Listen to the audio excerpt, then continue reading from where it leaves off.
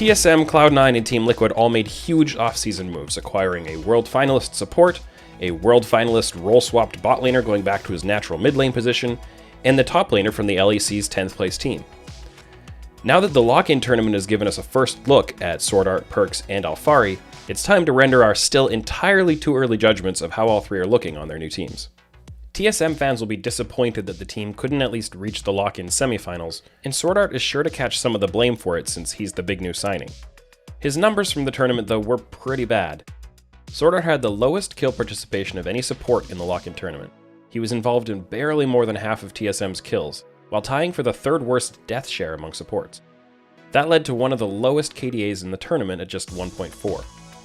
But the numbers paint a more negative picture than I think SwordArt deserves. Early season play is built more on mechanics and less on teamwork, and TSM didn't sign SwordArt for his mechanics.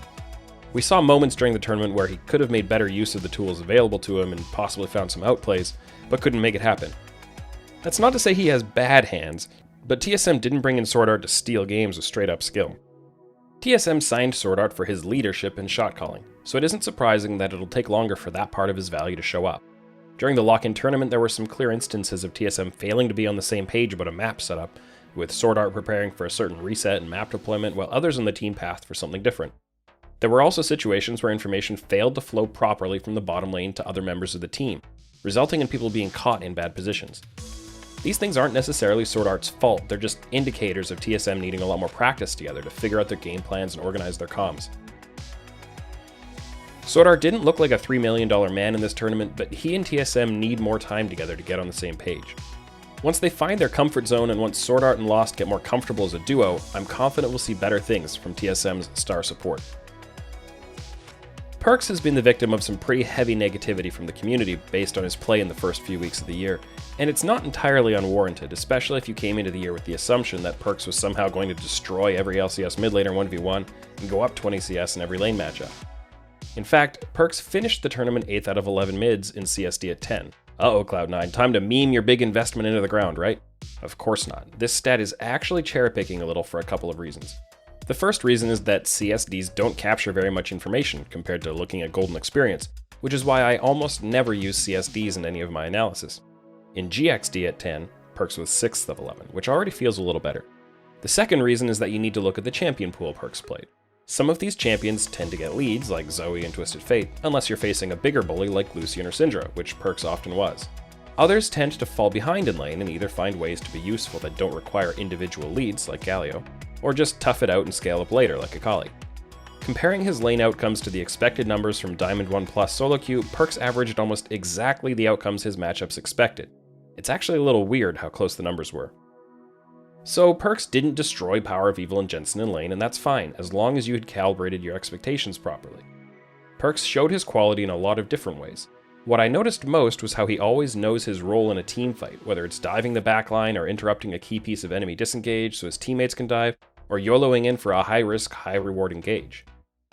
If you're disappointed with what you saw from Perkz during the lock-in tournament, ask yourself whether your standards may have been a little unrealistic, and also compare his performances in the best of fives to his inauspicious debut in Week 1. In my opinion, Perkz came in cocky in Week 1 and tried to style on people, and that naturally backfired.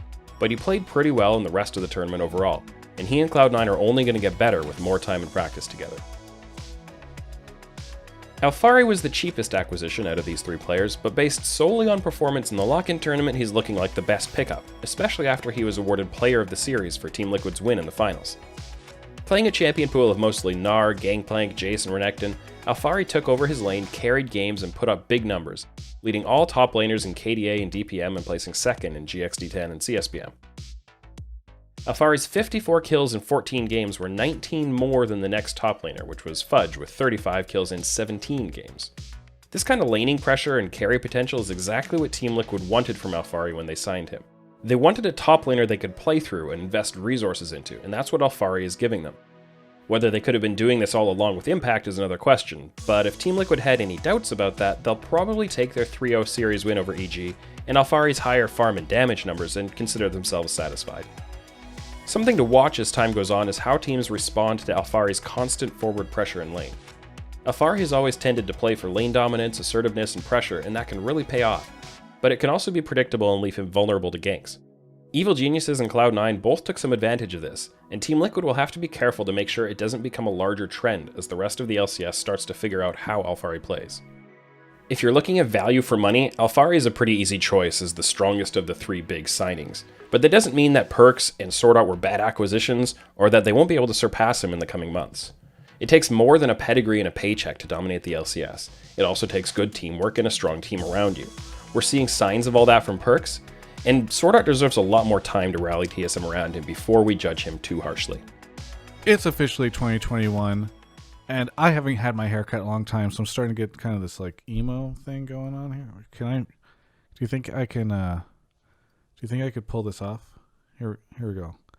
You know, I'm so emo I'm just feeling so emotional lately over the fact that you haven't checked out alienware.com/Travis and used Travis Tedoff Q4 in the description below to check out awesome Alienware stuff. Like this Area 51M. That took longer than I was hoping it would to pull this into the shot.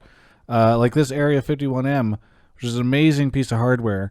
Kobe was using this this past holiday break to play some video games, some World of Warcraft on his holiday break. Whatever. This video is going on too long. Anyway, check out the description below.